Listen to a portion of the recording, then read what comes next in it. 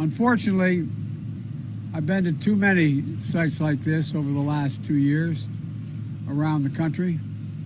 I probably, with the FEMA director, better part of 12 to 15. And I always see the same thing in America. When the neighborhood's in trouble, the whole neighborhood comes to help.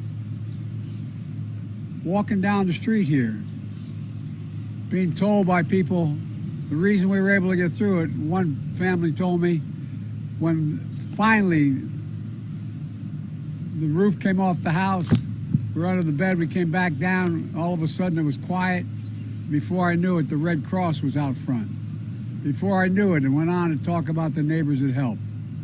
And folks, I know there's a lot of pain, and that it's hard to believe at a moment like this community is going to be rebuilt and built back better than it was before.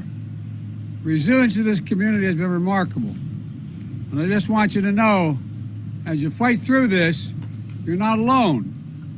The American people will be with you.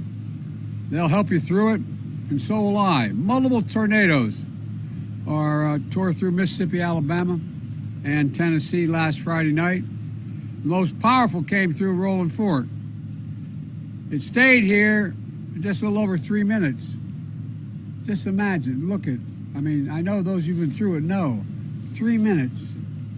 3 minutes, this neighborhood is basically gone. Stores, everything gone. And the most powerful part of the tornado came through Rolling Fork. It stayed here and it had the effect, it was so devastating, unless you physically saw it, it's hard to believe. 13 lives lost. I met a number of the families earlier today, Jill and I, my wife and I. 300 homes and businesses are nothing more than piles of twisted materials mixed up with personal items that mattered so much.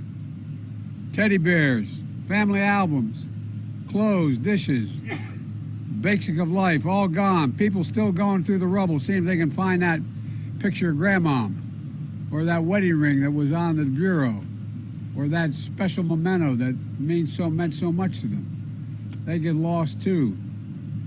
Some of this dysfunction and destruction that you're seeing here is going to take years to recover and rebuild. But we're starting now.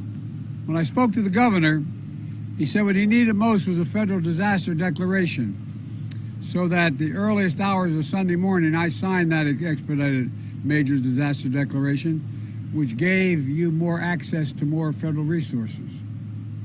With that declaration, we're providing funding to cover overtime for local emergency responders, to cover the cost of moving all debris, 100% of that cost.